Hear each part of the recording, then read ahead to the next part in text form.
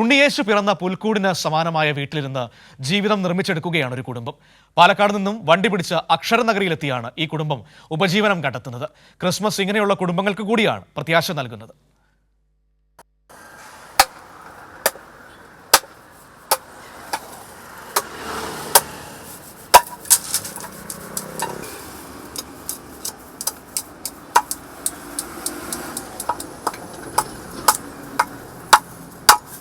കോട്ടയം നാഗമ്പടത്തെ പാതയോരത്താണ് നിരനിരയായി പുൽക്കൂടുകൾ ഇങ്ങനെ അടുക്കി വെച്ചിരിക്കുന്നത്.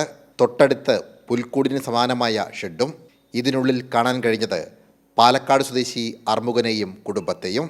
നമ്മുടെ ക്രിസ്മസ് രാവുകൾ നിറമുള്ളതാക്കാൻ ഈ കൂരക്കുള്ളിലിരുന്ന് അവർ പുൽക്കൂടുകൾ നിർമ്മിക്കുകയാണ്. അല്ല, ഞങ്ങളിപ്പോൾ ഇത് വർഷത്തിൽ ഒരു മാസം അവിടെ നിന്ന് പണിയും, ഒരു 15 ദിവസം അവിടെ നിന്ന് പണിത് വിൽക്കുന്നതാണ്. ഇപ്പോൾ വന്ന് 3-4 ദിവസം ആയിട്ടുള്ളൂ. ഇനി ഒരു 5-6 ദിവസം കൂടി ഉണ്ട്.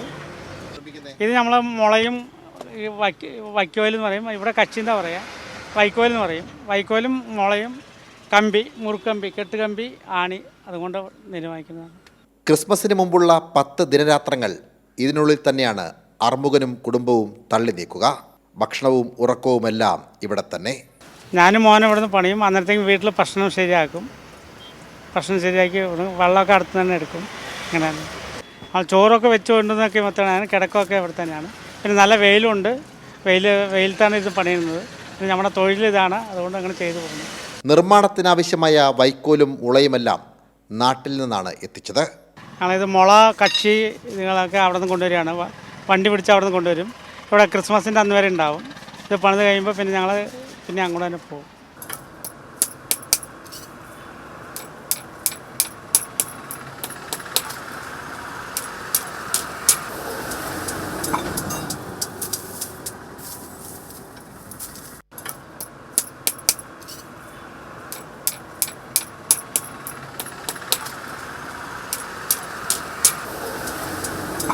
സ്നേഹവും ത്യാഗവുമാണ് ജീവിതത്തെ മനോഹരമാക്കുന്നതെന്ന വലിയ സന്ദേശമാണ് ക്രിസ്മസ് നൽകുന്നത്.